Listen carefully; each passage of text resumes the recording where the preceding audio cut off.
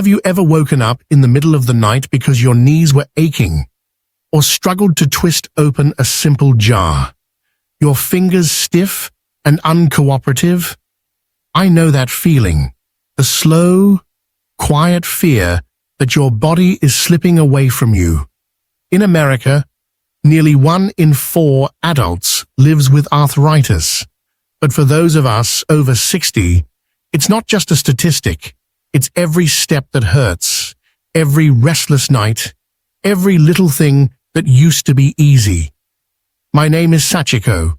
I'm 82 years old, and I live in a small Japanese village by the mountains. I still cook, walk, and care for my garden every morning.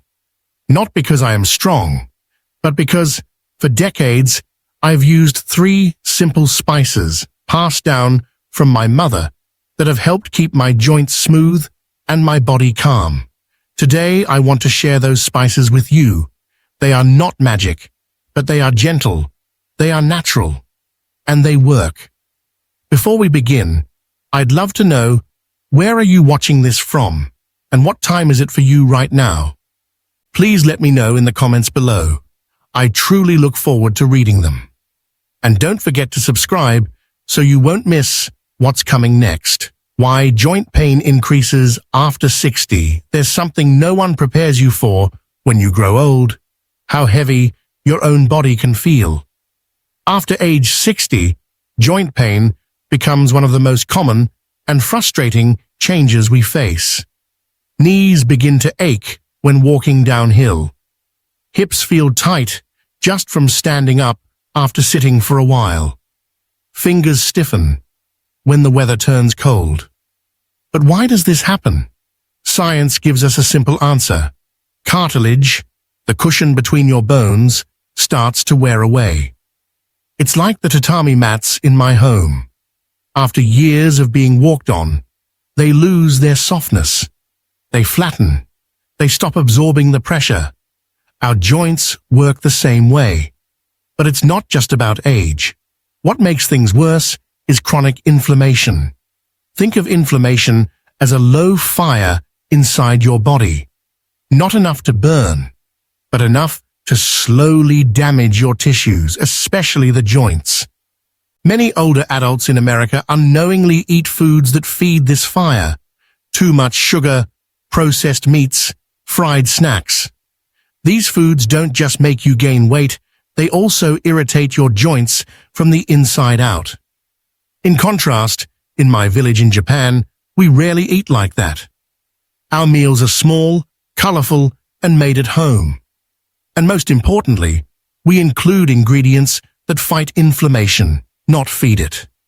I still remember my grandmother saying, "If your food is healing, your joints will listen." She wasn't a doctor, but she was right. It's not about curing arthritis overnight. It's about making small changes that help your joints move with more comfort, less swelling, and more ease day by day. That's why today, I want to introduce 3 of my favorite spices. Spices that have been part of Japanese kitchens for generations. You might even have them in your own kitchen right now. And the first one is golden. Quite literally. What Japanese elders do to keep their joints young. In Japan, we often say, "Your old age lives in your knees." When I was a young woman, I watched my grandfather do something every single morning. He would kneel slowly on a tatami mat, press his hands together, and bow to the rising sun. It was part of his daily ritual.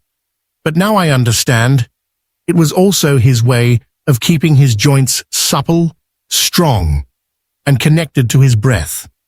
Japanese elders are not known for intense workouts.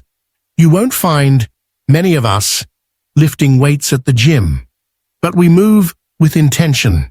We sit on the floor, which gently stretches our hips and knees. We walk slowly, but daily. And we garden, not just for vegetables, but for the movement it brings to our hands, shoulders, and backs. We also eat to support the joints.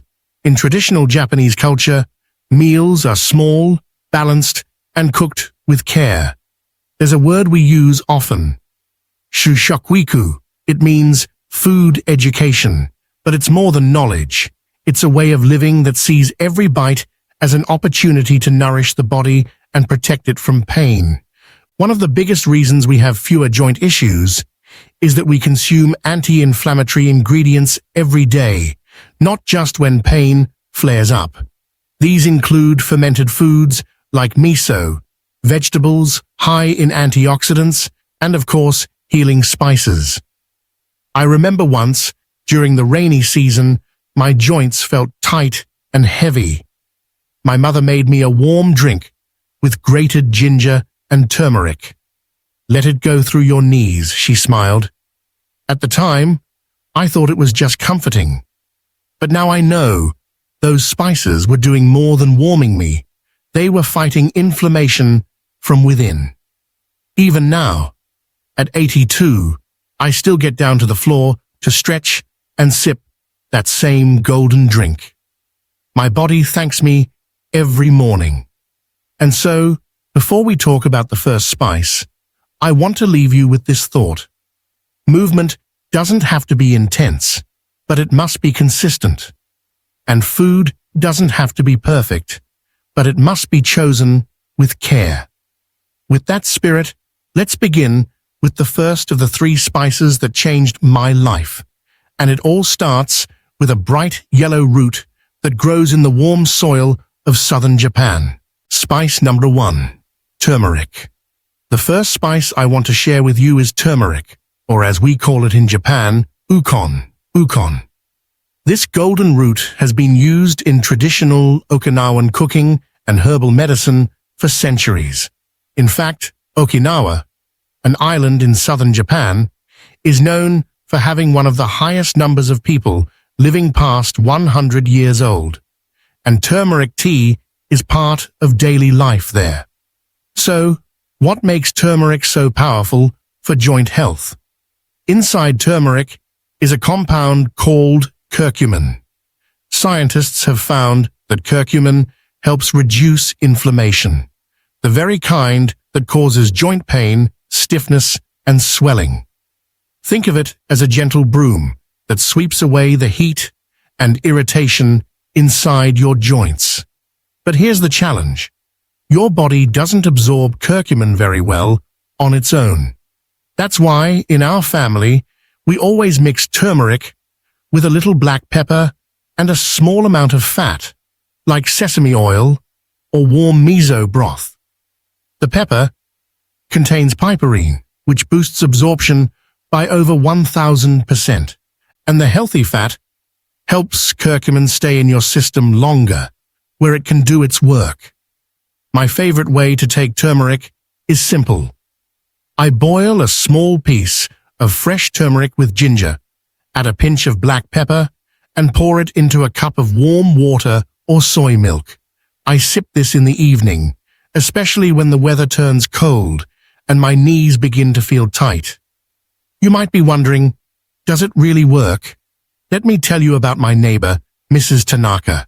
She's 79, and for years she had pain in her right knee. Her doctor told her it was early arthritis. Instead of painkillers, she began drinking turmeric tea every morning. After a few weeks, she noticed she could walk down the temple steps without stopping halfway. Her pain didn't disappear overnight, but it faded quietly, like the last snow of spring. That's the beauty of turmeric. It doesn't shout. It heals slowly, steadily, in harmony with your body. And unlike medications, it doesn't harm the stomach. It's safe, gentle, and can become part of your daily ritual. Just remember to start small, especially if you're on medications, and always consult your doctor before starting any new supplement. Here's how I make my evening turmeric drink. 1 teaspoon fresh grated turmeric, or 1/2 teaspoon dried turmeric powder. A pinch of ground black pepper. 1 cup warm soy milk or water. Optional. A drop of sesame oil, or a spoon of miso. Stir gently, sip slowly, and imagine the warmth flowing into your joints. Turmeric is more than a spice. It is a symbol of golden aging, of staying rooted yet flexible. It reminds me that even in old age, we can glow from within. Spice number 2, ginger. The second spice I want to share is one you probably already know well. Ginger. In Japan, we call it shoga, shenjiang, and it is as common in our homes as salt or soy sauce. But few people truly understand how powerful it can be for aging joints. When I was a little girl, my mother would rub warm ginger paste on my chest whenever I had a cold. She would also add it to soups when my grandmother complained of creaky knees on rainy days. Back then, I just thought it tasted good. Now, I know it was quietly working as medicine. You see, ginger contains compounds called gingerols and shogols. These natural chemicals are known to reduce joint inflammation, improve circulation, and even block the same pain pathways that over-the-counter painkillers target, without the side effects. But ginger's true strength lies in how it warms the body from the inside. As we grow older, our circulation naturally slows. Cold hands, stiff knees, numb feet, these are not just signs of aging, but of poor blood flow. Ginger helps restore that warmth, gently opening the pathways that bring healing to joints. There's even research behind it. In a 2016 study, people with osteoarthritis who consumed ginger extract daily experienced significant reductions in pain and improvements in joint mobility after just 12 weeks. That's less than one season. In my home, I use ginger in 3 main ways. 1. Fresh slices in miso soup. Just a few slivers add heat and flavor, and they help with digestion after meals. 2. Grated into rice porridge. Okayu. This is our comfort food when someone is unwell. The warmth goes straight to the bones. 3. Ginger compress. This is a traditional remedy. We soak cloth in warm ginger water and place it over sore knees or shoulders. It feels like the sun is melting the pain away. Let me tell you about my cousin, Hiroshi. At 70, he had trouble walking to the market. His knees would swell after even a short trip. I showed him how to make a simple ginger tea with fresh grated ginger, a bit of honey, and a squeeze of lemon. He drank it every morning for 1 month. Not only did his knees hurt less, but he also said, "I feel like my whole body is moving again." That's what ginger does. It restores movement, and as we age, movement is everything. But a gentle reminder, ginger is warming. If you live in a very hot climate or have a condition that already causes heat in your body, you might want to use less and see how your body feels. Always listen to your body. It will speak if you give it time. Ginger is not a quick fix. It's a companion, a spice that walks with you day after day, helping your joints remember what it feels like to be free. Spice number 3, shiso, perilla leaf. The third spice is not as famous in the West, but in Japan, it's considered a treasure. It's called shiso, known in English as perilla leaf. Shiso grows easily in the summer, with deep green or reddish-purple leaves that curl slightly at the edges. When you rub it between your fingers, it releases a scent that's fresh, peppery, and a little minty, like the feeling of walking barefoot through a cool garden at sunrise. But shiso is more than a pretty leaf. It is a powerful anti-inflammatory herb used for centuries in Japanese, Korean, and Chinese traditions to calm the body, soothe allergies, and relieve joint pain. Here in my village, shiso grows along the edges of the vegetable gardens. Every morning, I pick a few leaves and wrap them around steamed rice or chop them into miso soup. My grandchildren think it tastes exciting, like nature's spice, but I know what it really is, a protector for our joints. Shiso contains compounds like rosmarinic acid, luteolin, and alpha-linolenic acid, ALA, natural substances that reduce inflammation, support the immune system, and promote flexibility in the joints. In fact, some Japanese studies have shown that shiso can help reduce swelling and pain in people with arthritis, especially when eaten regularly. One of the most beautiful things about shiso is that it's incredibly versatile. You can eat it fresh, wrap it around grilled fish, or tuck it into rice balls, onigiri. Steep it into tea, especially the red variety, which turns the water a soft pink and helps with digestion and joint tension. Pickle it. We often preserve red shiso with umeboshi, sour plums, creating a tangy, medicinal side dish that helps clear heat and reduce inflammation. I once visited a friend in Nagano, a colder part of Japan. Her mother, 86 years old, still worked in her herb garden daily. She told me she eats shiso every day in summer and freezes some for winter. "It keeps the wind out of my bones," she said with a laugh. She wasn't speaking about the weather. She was talking about the internal wind that traditional Japanese medicine often links with joint pain, an energy of stiffness, cold, and stuckness in the body. Shiso, in that worldview, helps restore flow. If you live in America, you might find fresh shiso at Asian grocery stores or grow it in a small pot on your balcony. It's hardy and doesn't ask for much, just like the elders who've used it for generations.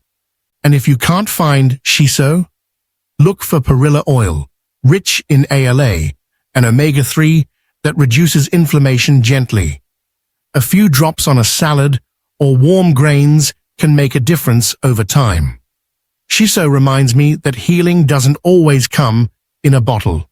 Sometimes it grows quietly in the corner of a garden, waiting for someone to notice its strength.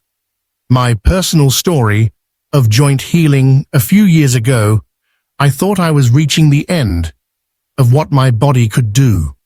My knees had become so stiff that I stopped going down to the river to wash vegetables, something I had done every week for decades. My hands ached in the morning, making it difficult to hold chopsticks. I started to feel like a burden. That's the word no one likes to say aloud, but I felt it deeply. Doctors gave me creams and neighbors suggested pills, but I wanted something gentler, something I could trust, something I had known since childhood. So I returned to what I had learned from my mother and grandmother. I brought turmeric back into my kitchen, not just for flavor, but as medicine. I made ginger tea every morning. I picked shiso leaves from the garden, even when I had to walk slowly to reach them. I didn't expect miracles. I just wanted to feel a little better. But after a few weeks, something shifted. I remember one morning, my granddaughter was helping me cook rice. I reached to stir the pot, and I realized my fingers didn't hurt. That evening, I knelt to say my evening prayer on the tatami, and I could rise back up without holding on to anything.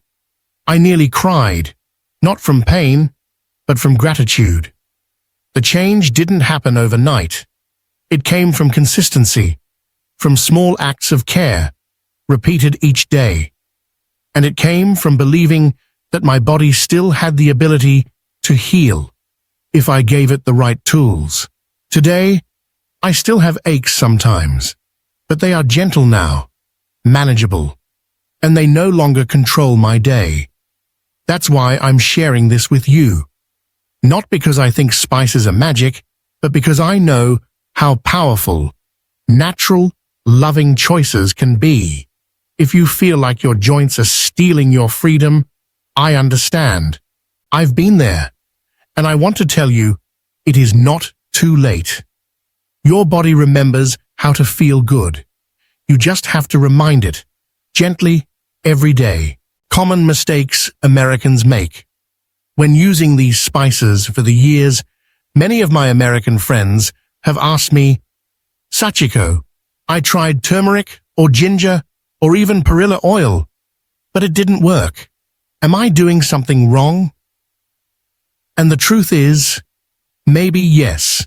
The first mistake I often see is this: using too much, too fast. In Japan, we believe in the power of small, consistent steps. If you take large doses of a new spice all at once, hoping for instant relief, your body might not know how to respond. Worse, you may upset your stomach or throw your digestion out of balance. Healing doesn't happen in a rush. It unfolds gently, like the blooming of a flower.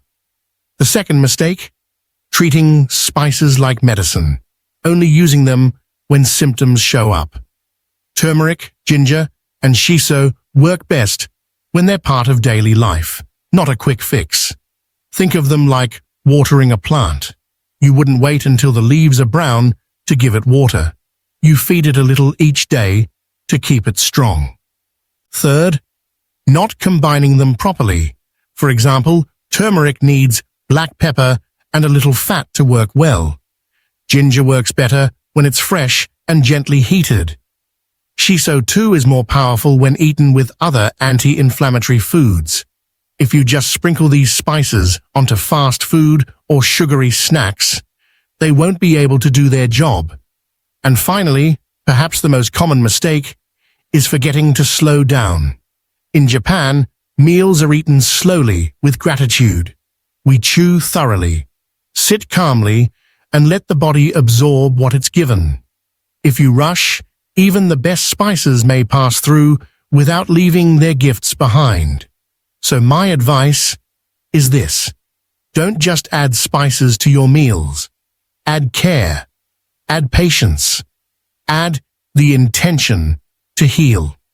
And when you do, you'll begin to notice not just less pain, but more energy, better sleep, and a sense that your body is working with you again. If you've made it this far, I want to thank you with all my heart. We've talked about 3 humble spices: turmeric, ginger, and shiso. Each one offers something unique. Together they form a gentle circle of care around your joints, your blood, and your aging body. I'm not here to promise miracles, but I can promise this: when you treat your body with kindness, it responds. It may take time, but it remembers. So if your knees ache, if your hands feel stiff, if walking up the stairs has become something you dread, just start with one small change. Brew a warm cup of ginger tea. Add turmeric to your soup. Find shiso leaves at a nearby market. Begin. Your body is not broken. It's just asking to be supported in a new way. And I'll be right here, cheering you on.